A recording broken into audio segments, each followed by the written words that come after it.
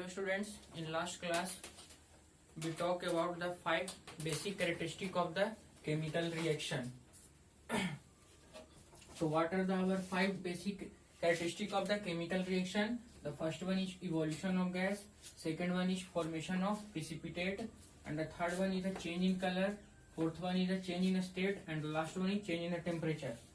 So in the previous class the first characteristic, that is the evolution of gas, we have completed it. तो हमने क्या किया था last class में, जो पहला कैरेक्टरिस्टिक है हमारा इवोल्यूशन ऑफ गैस, उसे हमने पूरा पढ़ लिया था. इसमें क्या पढ़ा था कि जब हम जिंक ग्रेन्यूल्स को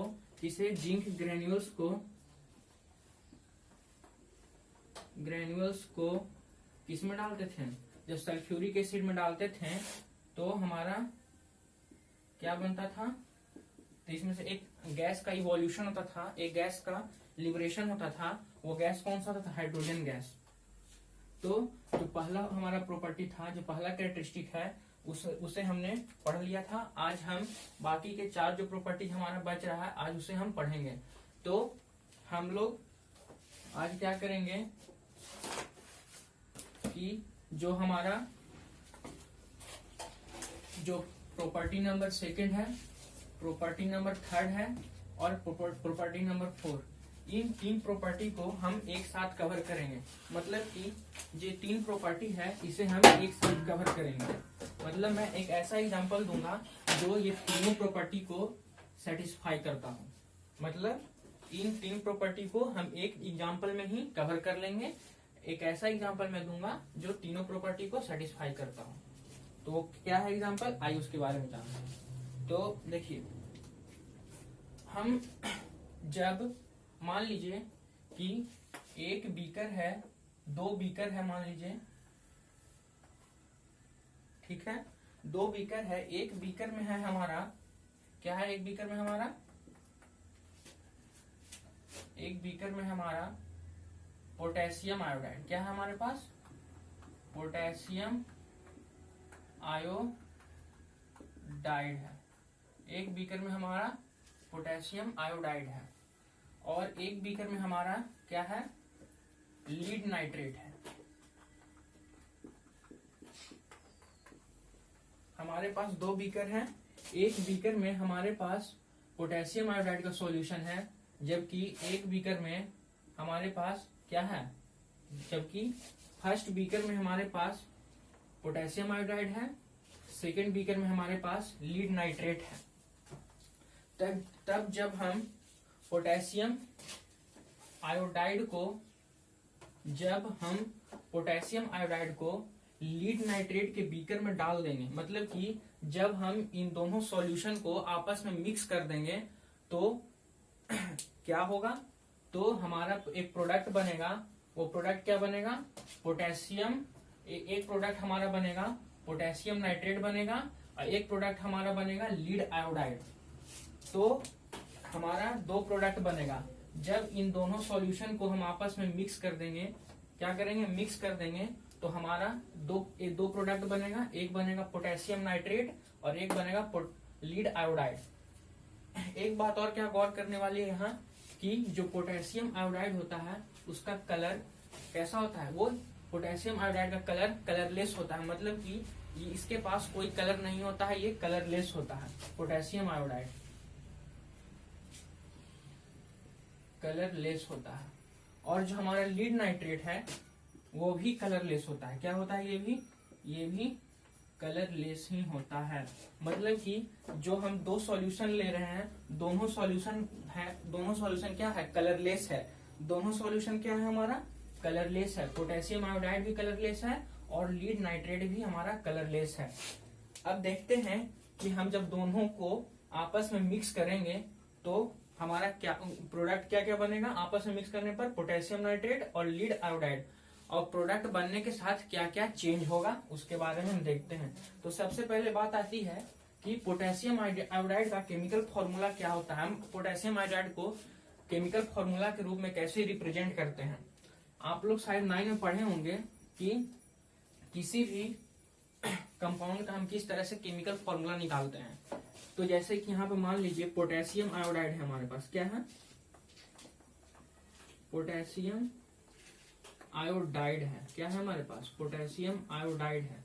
तो पोटेशियम का जो हमारा के है, पोटेशियम को किससे डिनोट करते हैं? के से, K+1 से, और आयोडाइड को I- से। ठीक है, तो जो हमारा यहाँ पर पोटेशियम का वैलेंसी कितना है? +1, जबकि आयोडाइड का वैलेंसी -1 है। तो हम लोग पढ़े थे 9th क्लास में कि जब हम किसी भी कंपाउंड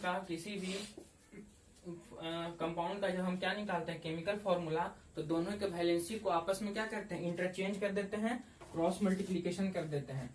तो पोटेशियम आयोडाइड को इसके साथ मल्टीप्लाई कर देंगे और आयोडाइड को इसके साथ मल्टीप्लाई कर देंगे, तो हमारा फॉर्मूला क्या बनेगा?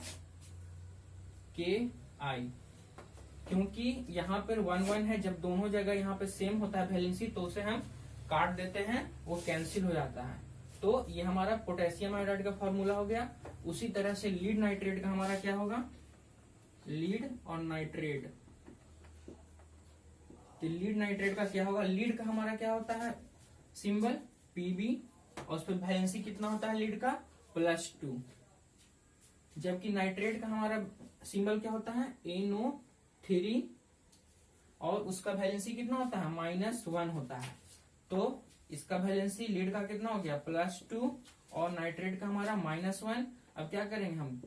क्रॉस मल्टीप्लीकेशन करेंगे, तो हमारा क्या होगा?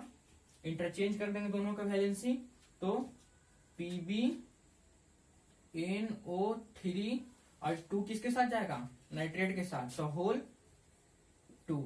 ये है हमारा लीड नाइट्रेट का फॉर्मूला, ये है हमारा पोटेशियम आयोडाइड। अब देखते हैं हम दोनों को आपस में मिक्स करेंगे। जब पोटेशियम आयोडाइड और लीड नाइट्रेट के सॉल्यूशन को हम आपस में मिक्स करेंगे, तो हमारा प्रोडक्ट क्या क्या बनेगा? मैंने बता दिया है कि प्रोडक्ट बनेगा पोटेशियम नाइट्रेट और लीड आयोडाइड। तो देखते हैं कि इस रिएक्शन में क्या क्या उसमें चेंजेस होते हैं।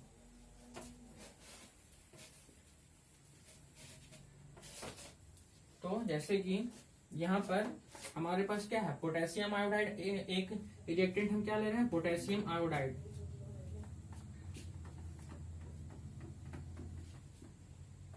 एक रिएक्टेंट है हमारा पोटेशियम आयोडाइड। पोटेशियम आयोडाइड को किससे डिनोट करते हैं? Chemical formula Ki।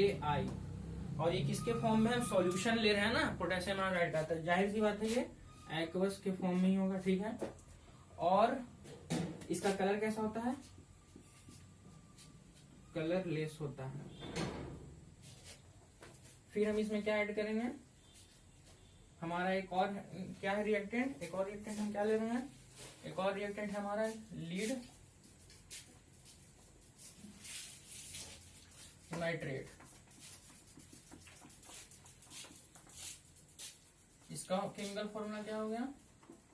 PbNO3(2).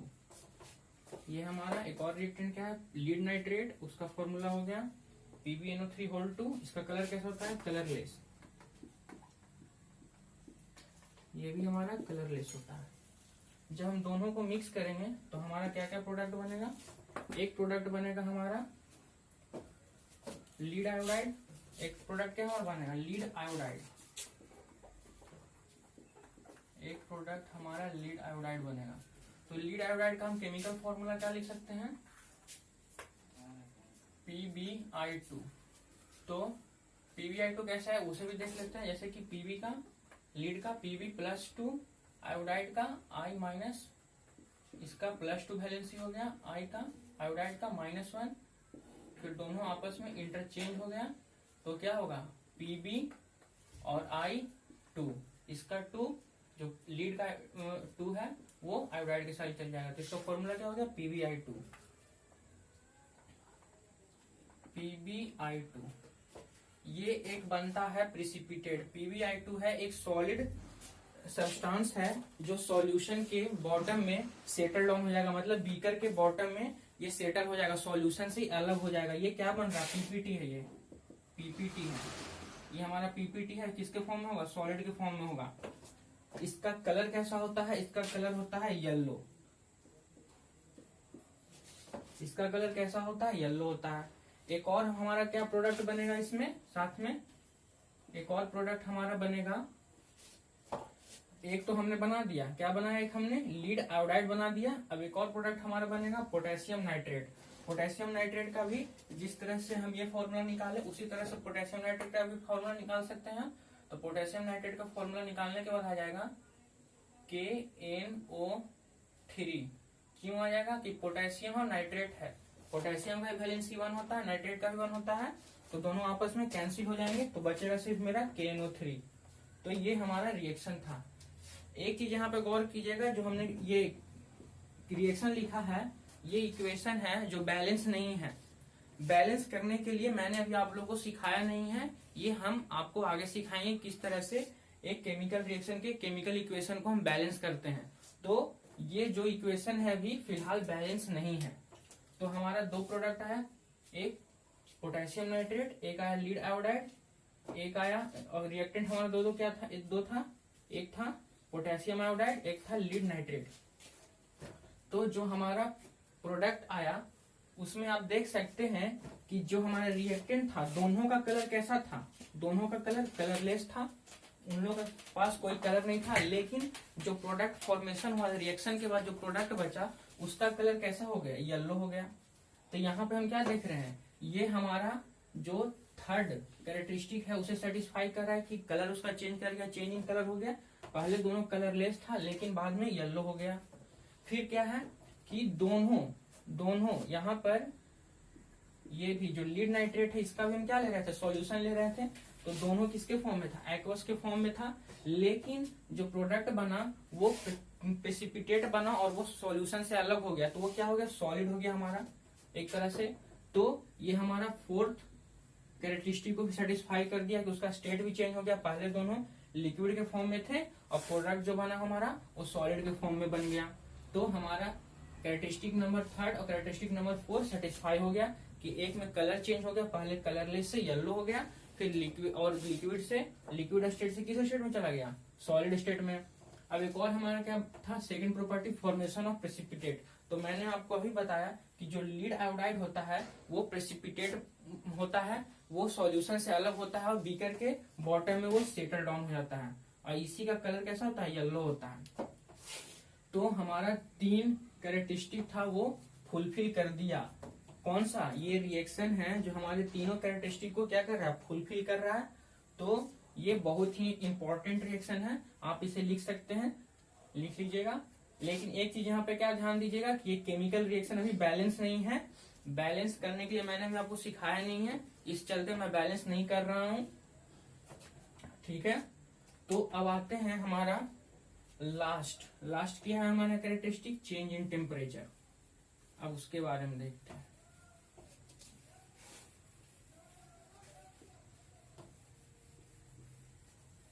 Last characteristic क्या है हमारा, चेंज इन टेम्परेचर। तब किसके बारे में हम पढ़ेंगे, चेंज इन टेम्परेचर के बारे में पढ़ेंगे।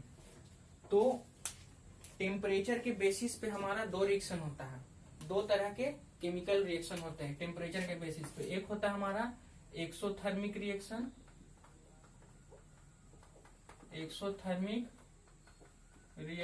और एक होता है हमारा endothermic reaction, endothermic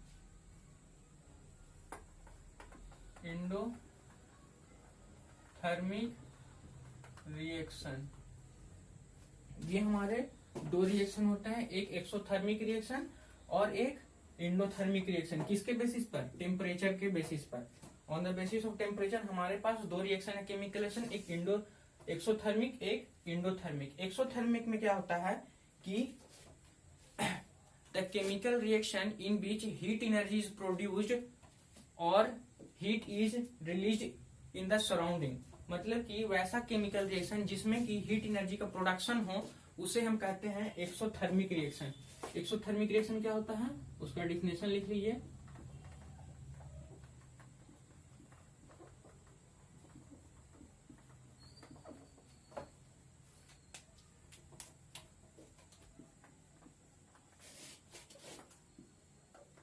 The chemical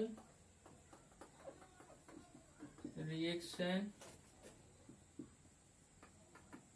in which heat energy is produced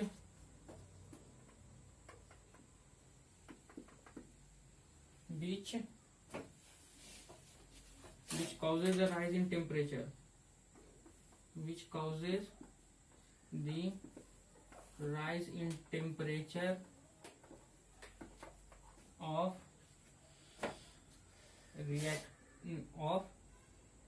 mixture of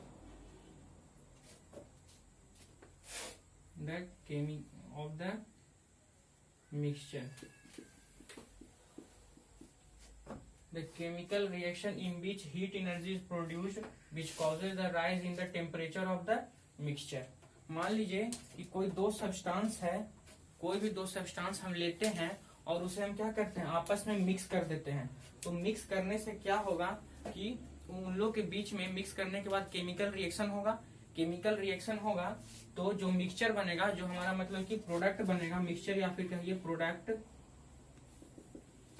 जो मिक्सचर या फिर प्रोडक्ट बनेगा उसका टेम्परेचर हमारा ऑब्वियसली राइज कर जाएगा। क्यों राइज करेगा?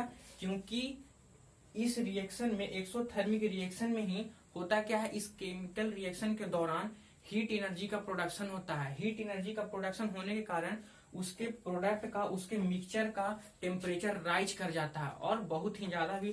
कभी कभी कोई रिएक्शन में मतलब कि माइनर इंक्रीजमेंट होता है टेम्परेचर का, लेकिन किसी रिएक्शन में बहुत ही ज्यादा टेम्परेचर राइज कर जाता है। इसका एक एग्जांपल हम ले सकते हैं, जैसे कि आपने देखा होगा क्विक लाइम को।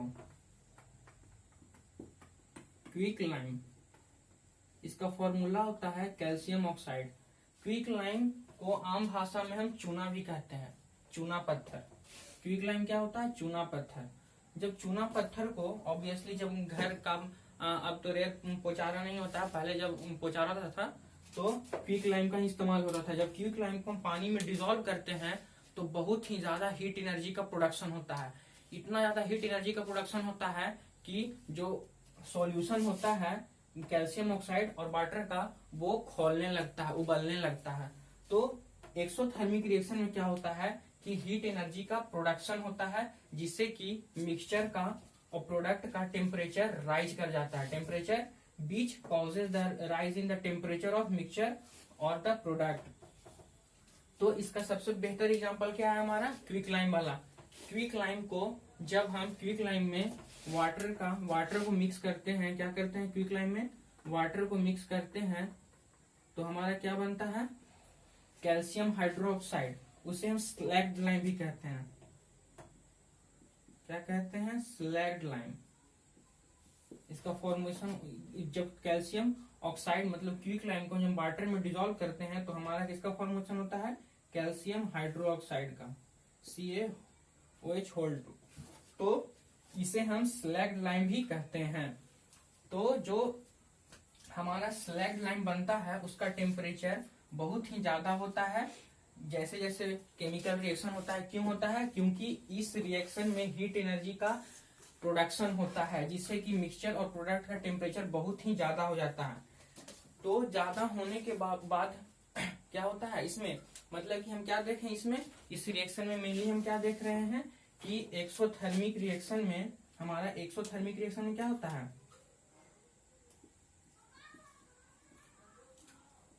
एक्सोथर्मिक रिएक्शन में टेम्परेचर राइज करता है हमारा। एक्सोथर्मिक रिएक्शन में हमारा क्या होता है? टेम्परेचर राइज करता है।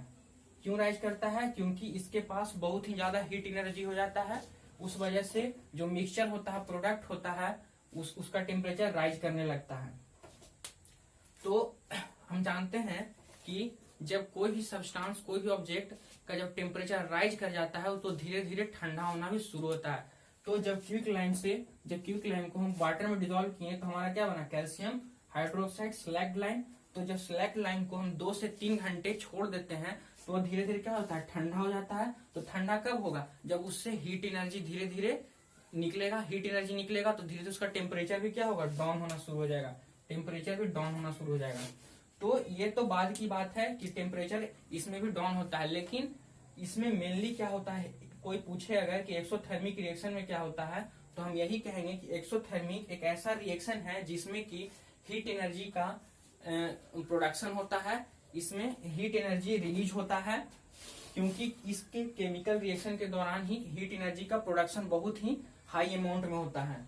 तो हाई अमाउंट में प्रोडक्शन होने के चलते ही जो हमारा मिक्सचर होता है, जो प्रोडक्ट होता है, जो रिएक्टेंट को मिलाने के बाद जो प्रोडक्ट का फॉर्मेशन होता है, उसका टेम्परेचर बहुत ही ज्यादा होता है। क्यों हो जाता है ज्यादा? क्योंकि इसमें हीट एनर्जी का प्रोडक्शन होता है, इस वजह से इसमें टेम्परेचर राइज करता है। तो सिंपल एक बात याद रखिएगा कि एक्सोथर्मिक रिएक्शन में हमारा टेम्परेचर राइज करेगा। क्या करेगा? एक्सोथर्मिक रिएक्शन में हमारा टेम्परेचर राइज करेगा, टेम्परेचर इंक्रीज करेगा। और ये बात की बात है कि इसमें टेम्परेचर डाउन होगा। कब डाउन होगा? जब जैसे कि जो प्रोडक्ट बना उसे हम कुछ देर के लिए उसे छोड़ दें, तो धीरे धीरे वो उसका जो हीट एनर्जी, उसमें जो प्रोडक्शन हुआ जो हीट एनर्जी है, वो धीरे धीरे उससे निकल के सराउंडिंग्स में चला जाएगा, जो इन्वायरमेंट है सराउंडिंग में है उसमें चला जाएगा, और धीरे धीरे उसका टेम्परेचर कम जाएगा। लेकिन अगर कोई पूछे कि एक्सोथर्मिक रिएक्शन में होता क्या है हमारा मेनली, तो एक्सोथर्मिक रिएक्शन में हीट एनर्जी रिलीज करता है, हीट एनर्जी का फॉर्मेशन होता है केमिकल रिएक्शन के दौरान, और हीट एनर्जी का फॉर्मेशन होने के कारण ही जो मिक्सचर होता है, जो प्रोडक्ट होता है, उसका टेम्परेचर राइज कर जाता है, टेम्परेचर इंक्रीज कर जाता है। अब आइए हमारा सेकेंड रिएक्शन क्या है।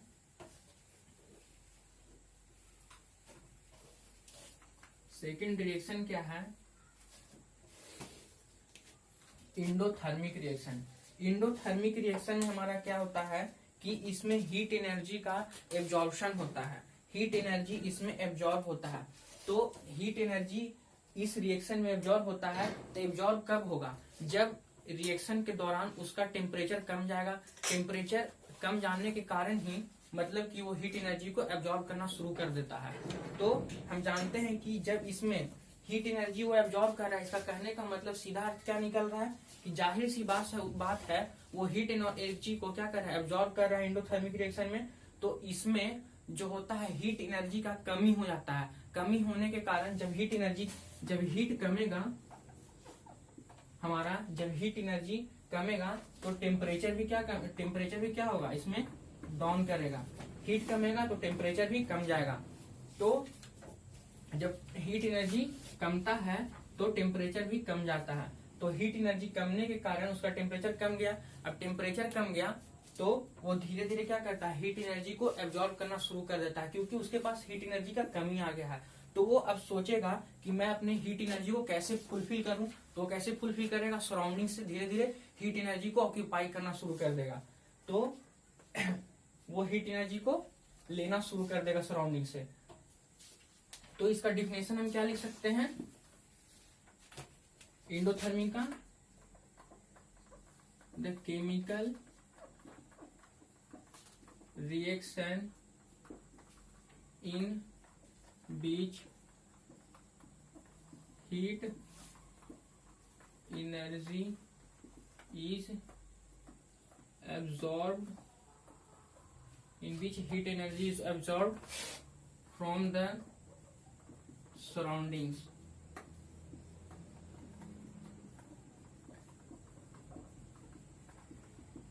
तो कि इस एंडोथर्मिक रिएक्शन में हमारा क्या होता है? हीट एनर्जी का एब्जॉर्प्शन होता है, और जो हीट एनर्जी कहाँ से एब्जॉर्ब करेगा? वो जाहिर सी बात है कि वो अपने इन्वायरमेंट से, अपने सराउंडिंग से ही हीट एनर्जी को एब्जॉर्ब करेगा। इसका एक हम एग्जांपल देखते हैं। हाँ, तो देखिए हम एक एग्जांपल ले रहे हैं इंडोथर्मिक रिएक्शन का, जिसमें कि हीट एनर्जी का क्या होगा? एब्जॉर्प्शन होगा।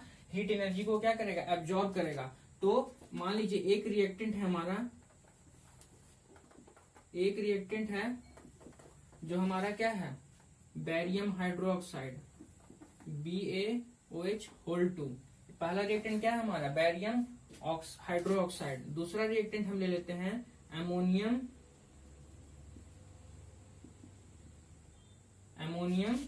क्लोराइड।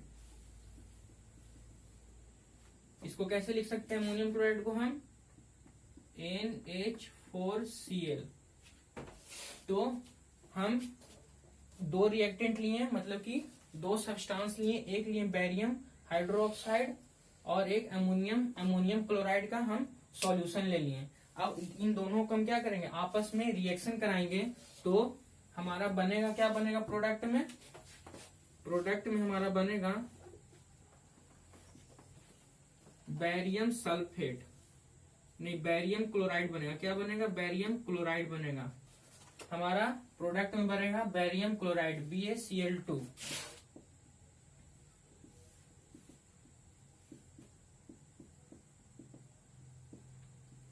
तो बैरियम क्लोराइड का फॉर्मेशन कब हो रहा है, जब हम क्या ले रहे हैं, इधर रिएक्टेंट साइड में ले रहे हैं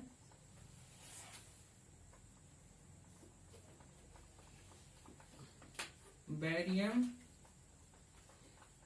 हाइड्रो ऑक्साइड और एक और क्या ले रहे हैं, अमोनियम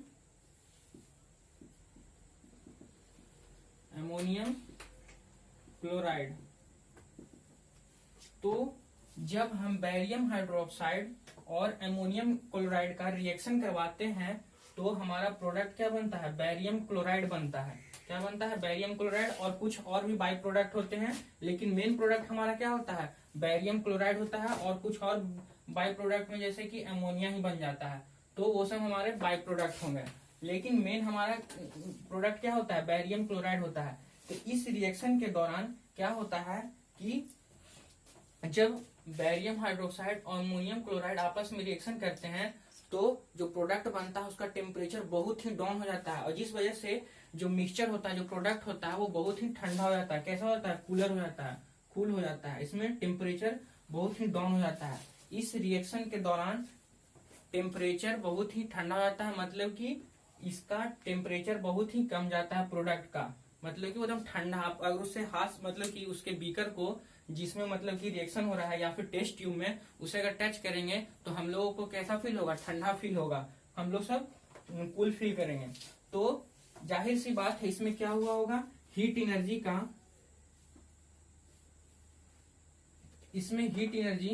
कम गया होगा। इस वजह से इसमें टेम्परेचर भी कम गया। तो इंडोथर्मिक रिएक्शन में क्या होता है हमारा कि हीट एनर्जी कम जाता है, उस वजह से टेम्परेचर भी कम जाता है।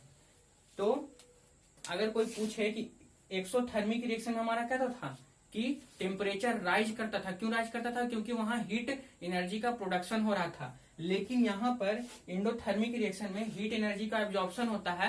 तो एब्जॉर्प्शन कब होगा, हीट एनर्जी को एब्जॉर्ब कब करेगा, जब उसके पास हीट एनर्जी का कमी हो जाएगा, तब वो सराउंडिंग से हीट एनर्जी को अपने पास लेना शुरू कर देगा। तो उसके पास पहले से क्या था, हीट एनर्जी का कमी था। हीट एनर्जी की कमी के कारण उसका कैसा हो गया, टेम्परेचर डाउन हो गया। तो हमने क्या कंक्लूड किया कि इंडोथर्मिक रिएक्शन में हमारा टेम्परेचर डिक्रीज करता है, डाउन हो जाता है। टेम्परेचर हमारा कैसा होता है, डिक्रीज कर जाता है। और जबकि एक्सोथर्मिक रिएक्शन में हमारा टेम्परेचर इंक्रीज करता है, राइज करता है। और इंडोथर्मिक रिएक्शन में टेम्परेचर कम जाता है। तो टेम्परेचर कम जाता है तो धीरे धीरे जब उसमें हमने क्या पढ़ा, इसका डिफिनेशन क्या पढ़ा, इसमें हीट एनर्जी का एब्जॉर्प्शन होता है।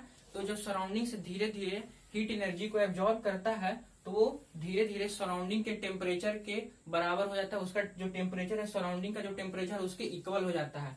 तो वो धीरे धीरे राइज भी कर जाता है। लेकिन हमारा मेन पर्पस क्या है, अगर कोई पूछे कि इंडोथर्मिक रिएक्शन में टेम्परेचर इंक्रीज करता है या फिर डिक्रीज करता है, तो हमारा आंसर होगा इंडोथर्मिक में डिक्रीज करता है। क्यों डिक्रीज करता है, क्योंकि इस रिएक्शन के दौरान जो हमारा प्रोडक्ट बनता है उसका टेम्परेचर बहुत ही कम जाता है। इस वजह से वो धीरे धीरे हीट एनर्जी को एब्जॉर्ब करना शुरू कर देता है। और जबकि एक्सोथर्मिक रिएक्शन में हमारा टेम्परेचर राइज करता है, इंक्रीज करता है। क्यों करता है, क्योंकि उसमें रिएक्शन के दौरान हीट एनर्जी का प्रोडक्शन होता है। तो ये इसमें कभी भी कंफ्यूजन नहीं होइएगा कि इंडोथर्मिक में क्या होता है, एक्सोथर्मिक में क्या होता है। तो देखिए मैं यहाँ पे लिखा दे रहा हूं, एक्सोथर्मिक रिएक्शन में हमारा हीट एनर्जी का प्रोडक्शन होता है। हीट एनर्जी उसमें हीट एनर्जी का प्रोडक्शन हुआ, हीट एनर्जी रिलीज करता है। इस वजह से उसका टेम्परेचर भी राइज कर जाता है, इंक्रीज कर जाता है। क्योंकि जहाँ पे हीट एनर्जी का प्रोडक्शन होगा तो जाहिर सी बात है उस सब्सटेंस का टेम्परेचर राइज कर जाएगा। लेकिन एंडोथर्मिक रिएक्शन में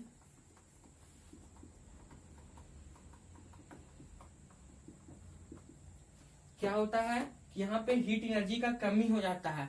जो हमारा जो रिएक्शन करवाते हैं तो उस वक्त जो हमारा रिएक्टेंट होता है और रिएक्टेंट को मिलाने से जो प्रोडक्ट बनता है उसका टेम्परेचर बहुत ही कम जाता है। इस वजह से जब उसके टेस्ट ट्यूब को हम बाहर से टच करते हैं तो हमें ठंडा फील होता है। तो टेम्परेचर यहाँ पे वो बहुत ही ठंडा फील होता है। क्यों फील होता है? क्योंकि जाहिर सी बात है उसमें से हीट एनर्जी कम गया होगा। इस रिएक्शन में हीट एनर्जी कम गया होगा। हीट एनर्जी कमी के कारण ही उसका टेम्परेचर भी कम गया होगा, टेम्परेचर कम जाता है। तो एंडोथर्मिक रिएक्शन में टेम्परेचर कमता है, एक्सोथर्मिक रिएक्शन में टेम्परेचर इंक्रीज करता है। ये हमेशा याद रखिएगा। तो ये हमारे बेसिक डिफरेंस है इन दोनों के बीच में। तो आज हमने क्या पढ़ा कि केमिकल रिएक्शन के क्या क्या कैरेक्टरिस्टिक्स होते हैं और उन कैरेक्टरिस्टिक्स में हमने एग्जांपल भी देख लिया। जैसे कि इवोल्यूशन ऑफ गैस में हम क्या देखें, इवोल्यूशन ऑफ गैस में जब हम जिंक ग्रेन्यूल्स को किस में डाल रहे थे सल्फ्यूरिक एसिड में, तो यहाँ से हाइड्रोजन गैस का इवोल्यूशन हो रहा था। फिर जो हमारा सेकेंड प्रॉपर्टी है, थर्ड प्रॉपर्टी और फोर्थ प्रॉपर्टी, तो इन तीनों प्रॉपर्टी का हम एक सिंगल एग्जाम्पल लिए। वो क्या था कि जब हम पोटेशियम आयोडाइड को KI को किस में डाल रहे थे, KI को हम डाल रहे थे लीड नाइट्रेट में, तो हमारा बन रहा था, क्या बन रहा था, लीड आयोडाइड, और ये प्रेसिपिटेट के फॉर्म में था। ये दोनों का कलर कैसा होता है, कलरलेस होता है, लेकिन ये येलो कलर में फॉर्मेशन हो रहा था। और इसका ये दोनों एक्वस के फॉर्म में था, लिक्विड के फॉर्म में, लेकिन ये सॉलिड के फॉर्म में बॉटम में क्या हो गया, सेटल कर गया। और एक और हमारा क्या बन रहा था, पोटेशियम नाइट्रेट KNO3। ये रिएक्शन बैलेंस नहीं है क्योंकि अभी आप लोग बैलेंस करना नहीं सीखे हैं, इस वजह से हमने ये रिएक्शन को बैलेंस नहीं किया है। तो जब हम बैलेंस करना सीख जाएंगे तब हम रिएक्शन को बैलेंस करके लिखेंगे। लेकिन अभी फिलहाल मैं आपको ये जो तीन इसका कैरेक्टरिस्टिक था उसका एग्जांपल दे रहा था, इस वजह से मैंने थोड़ा सा भी यहाँ पे सिर्फ दिखाया है आपको, लेकिन ये इक्वेशन बैलेंस नहीं है। तो इसमें हमने क्या देखा कि इसका कलर भी चेंज कर रहा था, पहले कलरलेस से येलो हो गया, फिर उसका स्टेट भी चेंज हो रहा था, लिक्विड से सॉलिड में हो गया, और यहाँ पे प्रेसिपिटेट का भी फॉर्मेशन हो रहा था। तो आज हमने जो पांचों इसका क्या था, कैरेक्टरिस्टिक था, आज उसके बारे में हमने स्टडी कर लिया। अब नेक्स्ट क्लास में हम केमिकल इक्वेशन क्या होता है, केमिकल इक्वेशन लिखते कैसे हैं, रिएक्टेंट साइड को किधर लिखते हैं, फिर केमिकल इक्वेशन को बैलेंस कैसे करते हैं, ये सब के बारे में जानेंगे। Thanks student.